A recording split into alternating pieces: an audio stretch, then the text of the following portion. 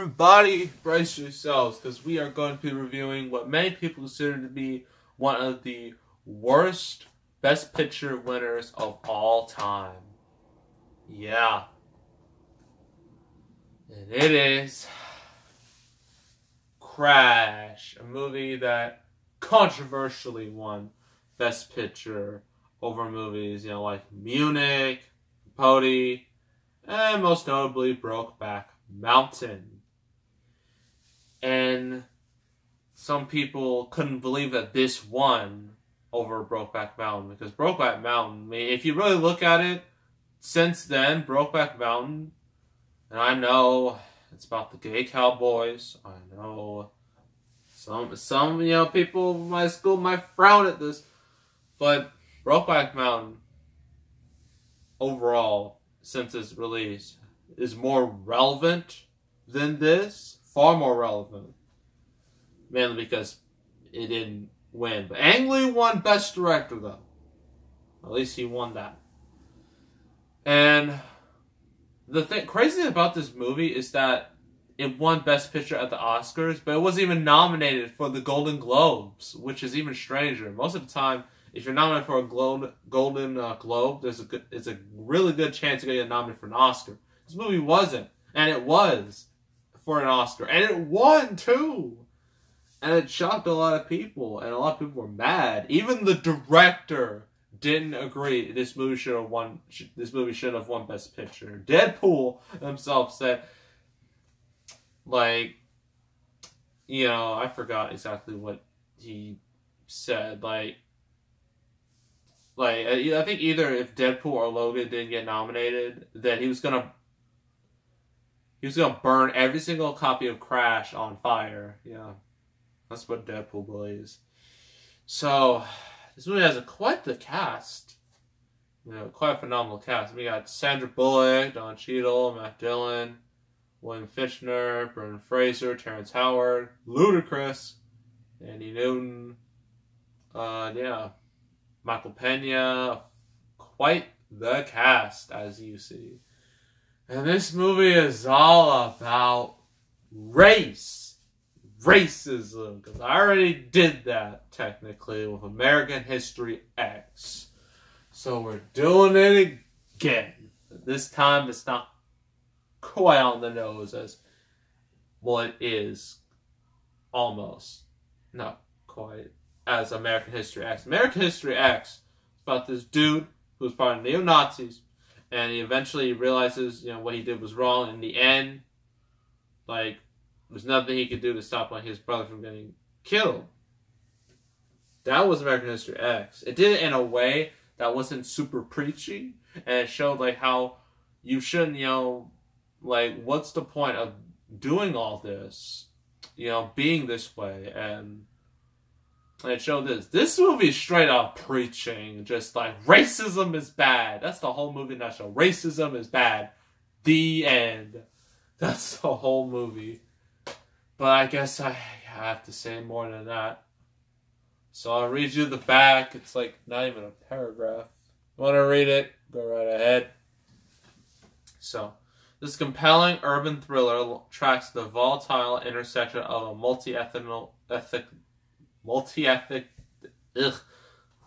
multiple races. Cast of characters struggling to overcome their fears as they careen in and out of one another's lives. In the gray area between black and white, victim and aggressor, the next 36 hours, they will all collide. Not really. They don't collide at once. They collide in several different ways. Characters will, interact with one another. I guess there are a lot of stories in this, surprisingly. Let's just go through who's in this. So Sandra Bullock and Brendan Fraser, they're married, right? Brendan Fraser is I think he's the district attorney, and his wife, she's super pampered and whatnot. She's very rich.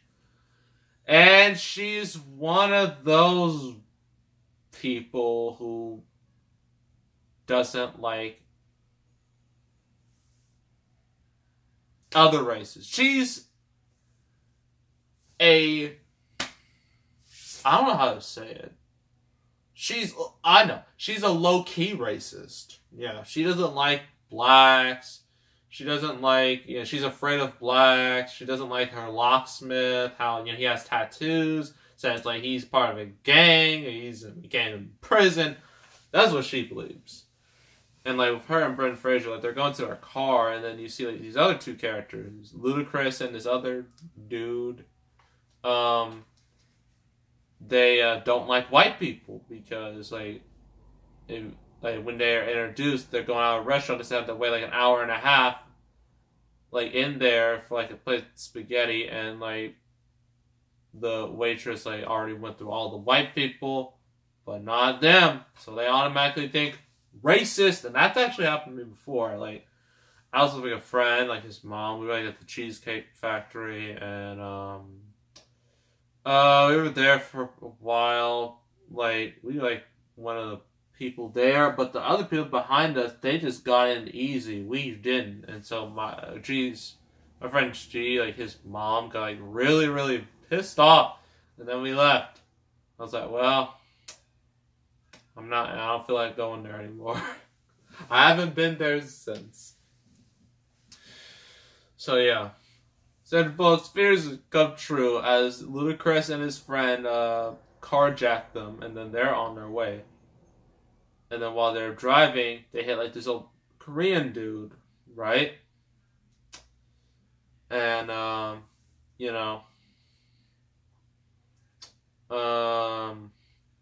they take him to the hospital, and then they drive off. So let's just go to another subplot. So yeah, Don Cheadle, he is, like, he's, like, high up in, like, I think he's in the law, like, LAPD and whatnot. And, like, he's a detective, and he has his brother, who was also the friend of Ludacris. See how this is connecting? And, like, his, Don Cheadle's, like, mom, his character's mom is just like, look after him, find him, and then he just never does. And because he's busy, with his girlfriend, Jennifer Espiato, and he always makes a deal. He's black. She's Hispanic. And, like, it's just, he makes such a big deal, and I'm just like, why is it such a big deal? I mean, why you have to make it such a big deal? It's just so unnecessary. So, and then we also have Terrence Howard and Thandie Newton, their little storyline.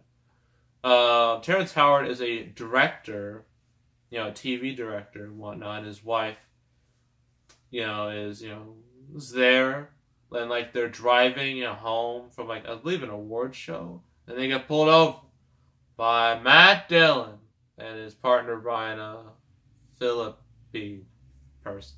Matt Dillon is a super racist. Well, not super racist, just a general racist. His partner doesn't like, how he's doing it. He doesn't feel comfortable, but he has to go with him. And, like, they check Matt Dillon checks Thandie Newton, and particularly humiliating because he's looking up at her dress, his hands are all up in her business. It's not fun. And then they allow him, just to, go home, and, like, she's mad at Terrence. She's just like, how did you just go let him do that to me? I mean, you didn't do anything. And Terrence Howard was like, it was the right thing to do. What was I supposed to do? And, I mean, he did, like, technically the right thing to do. Like, he didn't, go against the officer. Because if he did, they either would have gotten arrested or they both would have gotten shot. And that's no good. But yeah, she's mad at him. And so, Matt Dillon's character, like, his partner, like, he goes up to Keith David. I was like, yes, Keith David is in this movie. And then he's telling them, like, I don't like this guy. I mean, he's, like, racist and whatnot. And then, like, Keith David's just like, look like I care. I mean, like, it took me a long time to get to where I'm at. So, like, why are you complaining? So, yeah. And then yet another storyline. So, yeah, Michael Pena, the locksmith who was with Sandra Bullock. He has a family. And he's working for, like, this, I forgot the dude, like, I might need to look this up because I don't want to offend anybody for getting this wrong. My Amazon Kindle. This is not sponsored. I'll have to look this up. That way I don't come off as offensive or anything. Because I don't want to do that. I mean, I'm already reviewing a movie that's all about race and prejudice. Okay. Roger Ebert gave this like 4 out of 4 stars, by the way. He loved it. He didn't understand why everybody hated it so much. I mean, people didn't hate it. They just didn't think it deserved Best Picture. Okay. Farhad. He's Persian. Okay. So he is Persian. And like his family run a store. And like he's like before that he's at like a gun store, like this dude. It's like and then like trying to buy a gun, and he talks to his daughter, they speak in their language, and that happens all the time. I mean, I don't have a problem with it. I mean, some of the students in my, school, they speak another language to each other. I have 0 problem with it. But this dude is just like getting impatient. He starts calling them names.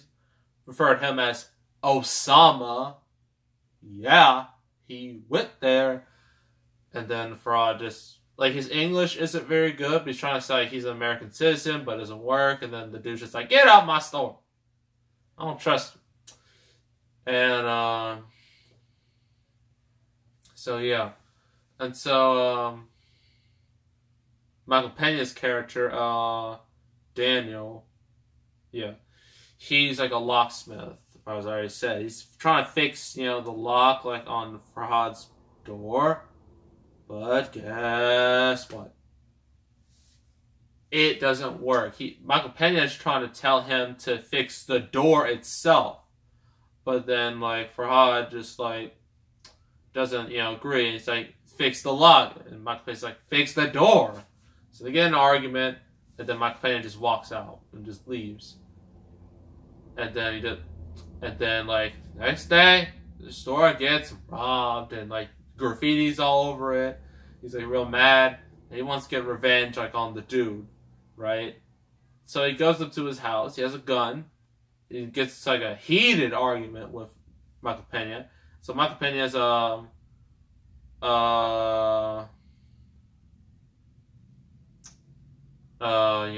he gets him like to. They have like a heated argument. His daughter, like before this, Michael Pena tells his daughter like about like he has like gives her like a magical cloak, and his daughter like trying to run out, like seeing like his dad's in her dad's like in some type of trouble. She runs out, so goes up to her dad. Farhad accidentally shoots her and kills her. I'm just kidding. No, he doesn't. No, that would have been too terrible. And like the way like Michael Pena, like his wife, just sell it is so incredible. Like he just screams, and you just like see the pain in their faces. And then they realize that the shot, it was a blank, which means it wasn't a real bullet. Which means she's okay. So everybody's fine. And after this, Danny Newton, like in her little plot, she's in a car accident. And so Matt Dillon, the person who put his hands all up in her business, is there. And then when she sees him, she's like, no, I'm anybody but you. But then he's just like, please, I'm trying to save your life. So she eventually agrees. he gets her out the car, which is about to explode. And yeah, that's how that ends. So yeah, that happens. And, like, Sandra Bullock, like, her character, she, like, kind of somewhat degrades, like, her maid. And then, like, she, like, falls down the stairs, sprains her ankle, and then she realizes that, her maid's, like, been there for her. And, like, she realizes, and then, like, to, like, make up. And, Donald Cheadle's, like, his brother is with, Ryan Phillippe. I guess that's how you say his name. They're riding, with each other. Because, like, the dude was, like, hitchhiking. And so, like, they're driving together, like, they realize they have a lot in common. And then, the dude starts laughing. And, Ryan Phillippe, his name's Tom Hansen. Hansen's just like, why are you laughing? And he's just like, just like the whole situation. He's just like people, and then like, Hansen's just like, no, get out the car, and then they have an argument, and then he was about to, like, the dude, like, Don Cheadle's like brother, is trying to, like take, it wasn't, like, it looks like a gun. He's about to take out a gun, but it's actually just a statue. But the dude, Hanson, thought it was a gun, shot him, killed him. And so he realizes this, and so he dumps the body, burns the car, and that's how that storyline ends. And then, like, Don Cheadle's like, Mom sees this, and she's just saddened, and then she blames Don Cheadle because he didn't look after her, because he was too busy and whatnot. And, yeah. And also, Terrence Howard, he's, like, in his car, and then he's jacked by, this is before then, this is jacked by, it's a lot of plot lines. It's too much. My brain exploded. But Ludacris and his friend about to carjack him, but he doesn't, Terrence Howard's like, oh no, this is not going to happen. And so they're driving off, and then a cop, sees them and, like, realizes, what's going on, drives them, and then, like, listen to Nathaniel Newton's advice, like, you're just weak. And then Terrence Howard just goes off on these police, like, he just says all these things, he's all mad.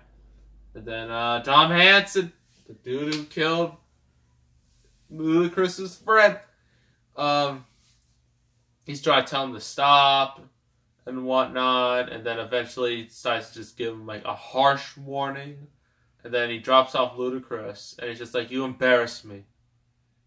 You embarrass yourself. And then he's gone. I don't even think that's all the plot lines. I think that's all the plot lines. I don't think I'm missing anything. Oh yeah, Ludacris, like, the dude, like, he ran over Korean dude, right?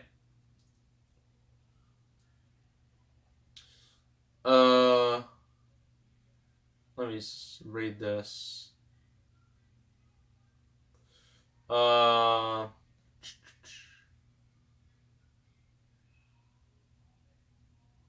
Yeah, like, Ludacris's friend, like, run over a Korean dude. They try to sell it, but due to the blood on the vehicle, they can't do that. And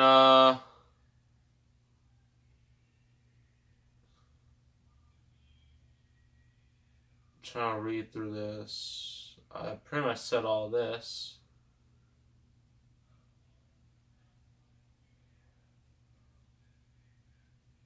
So Anthony, like, goes to, like, the van that the Korean dude had, right? And then he drives away. Then, like, the dude's wife, is there, and so, like, he tells her, cash this check. while I'm at it. Then, Anthony, you know, Ludacris, he's like driving and, he, you know, inspects the van, and in the back, there's a bunch of people in there. Bunch of immigrants. So, this Korean dude was probably involved in human trafficking. Yeah. Maybe it was a good thing he ran him over. And so, like, he, you know, brings him, like, to the same place, you know, try to sell the SUV, and, like, the dude, like, he doesn't care that much. He's like, I'll pay you, like, $500 for each of them. And then, like, Lucas like, no. And he leaves out in disgust. And then he, drops them off, you know, and sets them free. Right? And then he leaves. But then, like, at the end, there's, like, a car crash between two other people. One of them is Shaniqua. And she, like, was involved, like, Matt Dillon. Like, they were talking to each other. Matt Dillon said some racist things to her. She got real mad, shut him off. Because, like, Matt Dillon's dad has, like, prostate cancer. Well, it's, like, a bladder infection, but it might lead to prostate cancer. And so, wants their help. But she's just like, if your dad wasn't here, sure. But since you're in here, no. And so, that's how it ended. It ended with, like, her and the other driver. They start saying racial slurs to each other, and that's how it ends. Man, that was long to describe. That was Crash in a nutshell. And,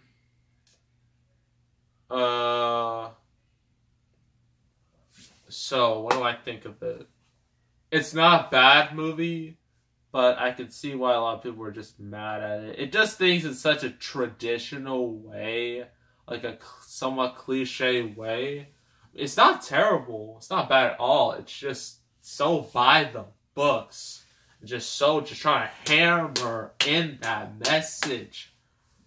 Hammer into your head so much that you start to eventually get sick of it.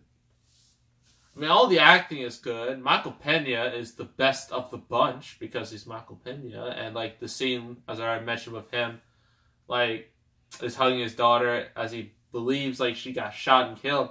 Just the look on his face, I'm like, that is acting. How come he wasn't nominated for an Oscar? That's a crime. That was the best scene in the whole movie. It's ridiculous. Everyone else is good. They do believable. Some of it is a little too unbelievable, a little too just unrealistic, but some of it is fairly realistic. The message is there, but it does it in a way that might turn people off because it's just like they just force it so much, right? And you know, it's just. Overall, I give it a 7. I mean, it's not like it doesn't deserve quite the amount of hate that it has. That's mainly because it won over Brokeback Mountain. A lot of people didn't like that, but thankfully, 10 years later, they Moonlight won, which had similar themes to Brokeback Mountain, but unfortunately. It was part of controversy. They said, La La Land won. And I was like, no, Moonlight won. And now Moonlight and La La Land will forever be associated with each other because of that hilarious botch. So I give this 7 out of 10. Not great, but not terrible either. That was Crash. Now I gotta check the next review. Oh, look. It's another Dr. Seuss anime. We did The Lorax. And so we're going to do the movie that came before that. Horton Hears a Who, which can be considered an anime because it has an anime scene in there. Anime-based, anime style, so it is an anime. That'll be the next review, so, you know, stay tuned for that. So make sure to subscribe, like this video, leave a comment. I will see you all next time, and I am out.